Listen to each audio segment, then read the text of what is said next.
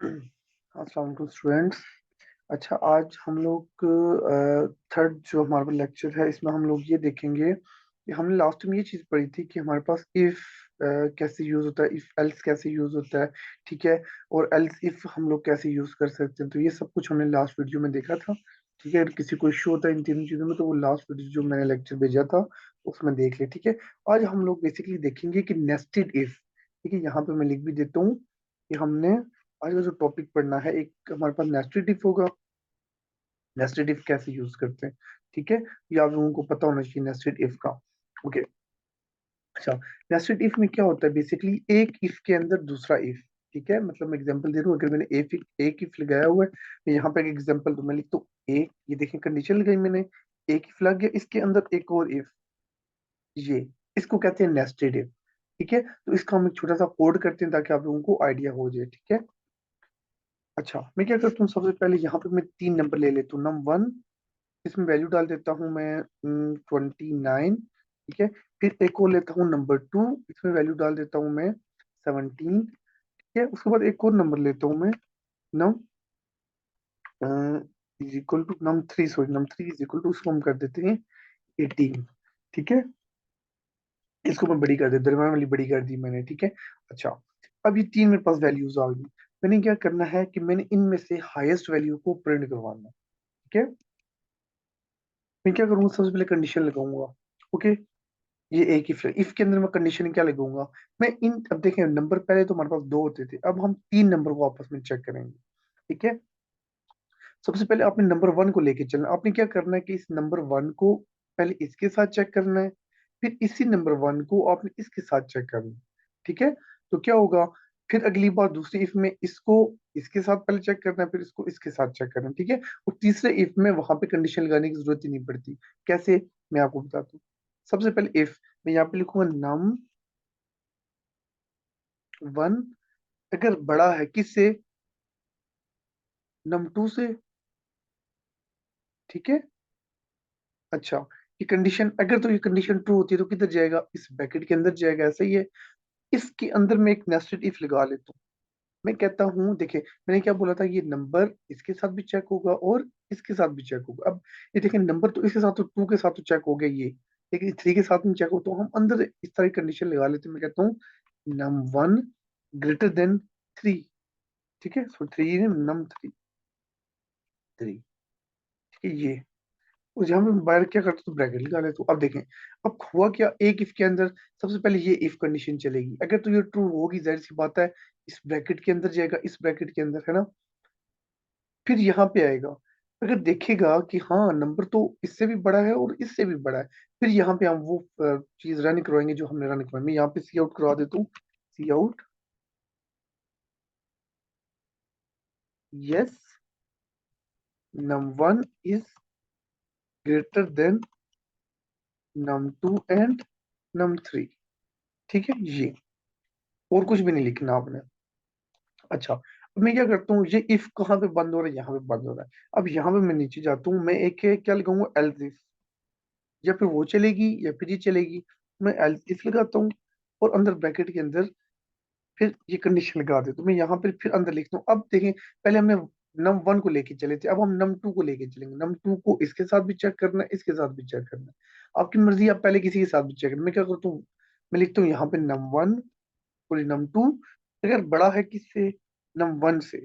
ठीक है, तो वो किधर जाना चाहिए, ब्रैकेट के अंदर जाए, ब्रैकेट के अंदर अगर तो बड़ा होगा। ठीक है। अंदर फिर मैंने क्या बोला था आपको, एक और कंडीशन भी लगेगी। ठीक है, नेस्टेड इफ की, इसलिए हम पढ़ी नेस्टेड इफ रहे हैं। तो अब नंबर टू नंबर वन से तो चेक हो गया, अब वो नंबर टू से भी चेक होगा। मैं क्या करूंगा, नम to greater than num three.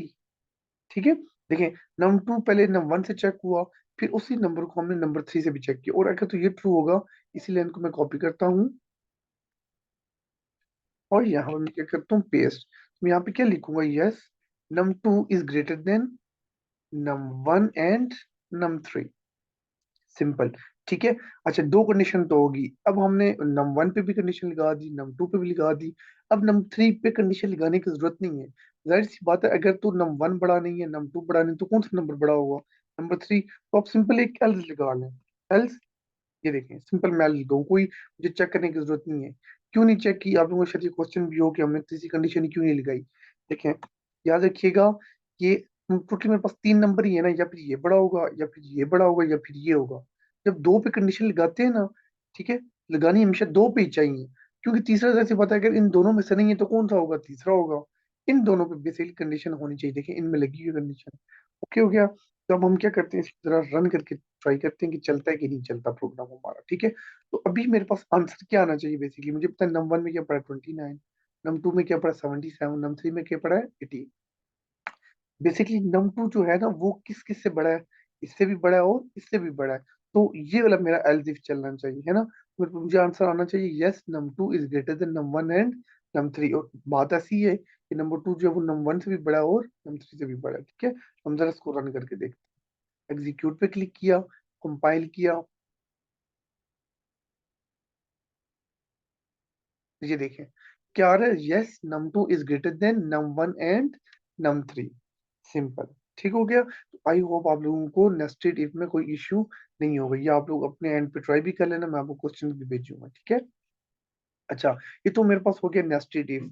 अब मैं क्या करता हूँ कि इसको रिमूव करता हूँ, या आप लोग इसको पीछे इसकी तस्वीर ले लीजिएगा, स्क्रीनशॉट ले लीजिएगा। ठीक है, मैं इसको रिमूव करूँ कोड को। तो मैं यहाँ पे क्या करता हूँ, मैं यहाँ पे एक, अब यहाँ पे हमने जो अगला टॉपिक पढ़ना है वो देख लेते हैं। इसको रिमूव कर स्टार्ट करते हैं। सबसे पहले यहाँ पे मैं करता हूँ जिसको कहते हैं शॉर्ट हैंड इफ।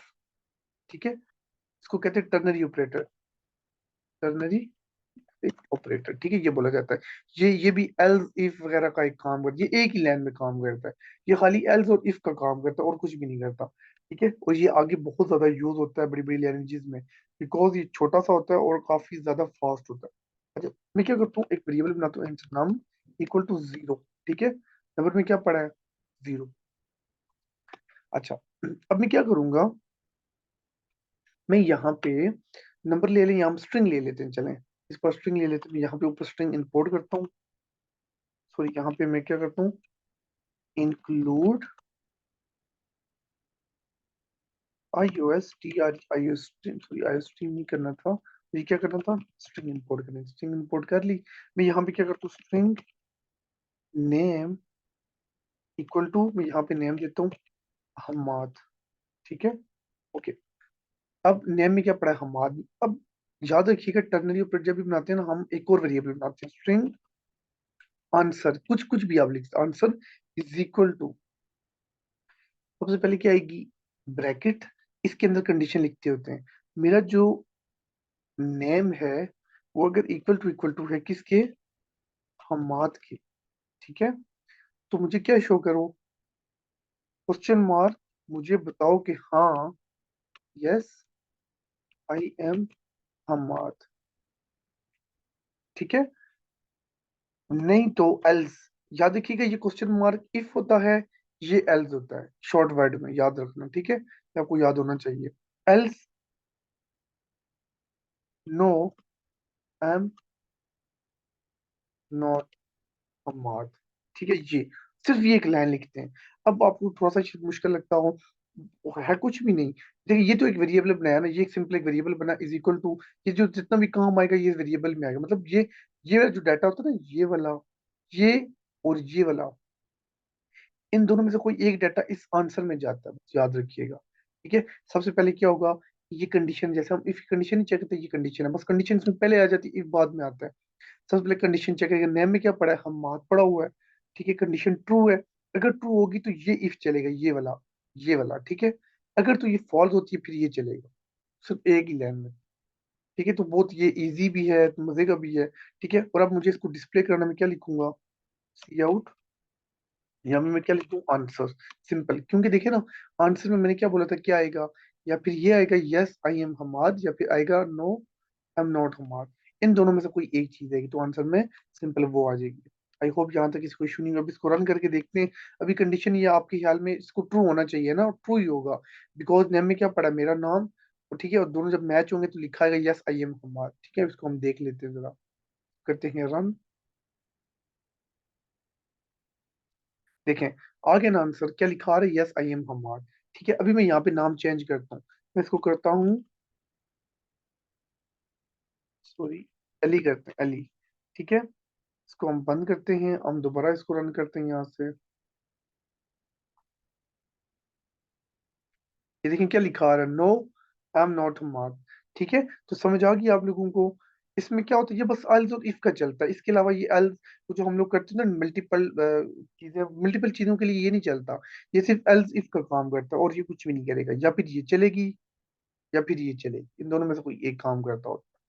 ठीक हो गया। तो इसके भी मैं क्वेश्चन आप लोगों को दूंगा, आप लोगों ने इसके भी थ्रू काम करना है। ठीक है, ये इतना कुछ ट्रिकी नहीं है, इजी है काफी ज्यादा। हालांकि उस पर ज्यादा टाइम लगता है, और वो ज्यादा डिफरेंट लाइंस हैं, उस पे करली ब्रैकेट्स होती हैं इफ एल्स में। यहाँ पे कुछ भी नहीं, एक ही लाइन लिखते हैं। ठीक है, तो ये आपके पास आ गया। तो ये हमारा जो इफ एल्स का टॉपिक है वो तकरीबन एंड हो गया है। ओके हो गया। अच्छा, इसके बाद अगर हम लोग देखें, हमारे पास इसके बाद हम लोग ने स्विच का देखना था। या स्विच का देख लेते हैं। मैं क्या करता हूँ, यहाँ पे वेरिएबल बनाता हूँ इंट नम।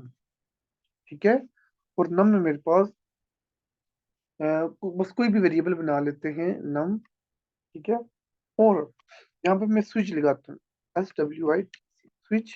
स्विच में इस तरह कंडीशन आती होती है, फिर ब्रैकेट आती होती है, और यहाँ पे केसेस आते हैं। ठीक है, अब मैं एग्जांपल दूं, अगर तो मैं वन प्लस, जैसे टू प्लस करते हैं, वन प्लस करते हैं, ये आपको पता होना चाहिए। सबसे पहले स्विच आ गया। ठीक है, अच्छा, यहाँ पे मैं क्या दूंगा, सबसे पहले मैं इनपुट, इनपुट इसमें लाजमी आती होती है। ठीक है, आप लोग क्या करेंगे, सबसे पहले आउट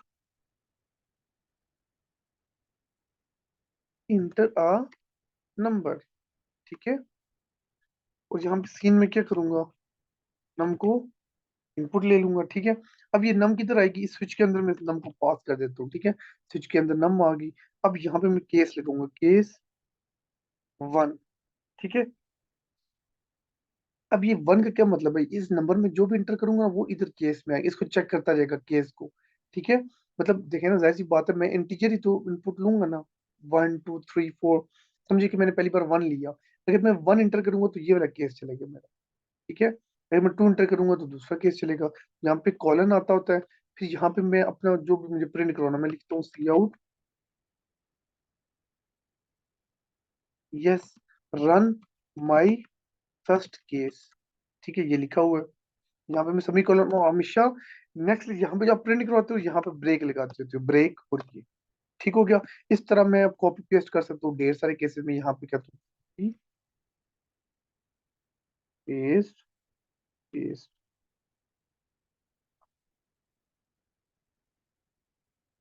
ठीक है, अच्छा, यहाँ पे मैं केस टू बना लेता हूँ, टू। यहाँ पे बना लेता हूँ थ्री। ठीक है, यस माई सेकंड केस। यहाँ पे मैं करता हूँ माई थर्ड केस। ठीक है, और ये ब्रेक, ब्रेक सबके साथ आएगा। और लास्ट में आपके पास होता है डिफॉल्ट। डिफॉल्ट का क्या मतलब होता है, कि ये जो आपका केस है, आपने इनके अलावा कोई वैल्यू दी है, तो यहाँ पे मैं लिखूंगा सी आउट इनवैलिड इनपुट।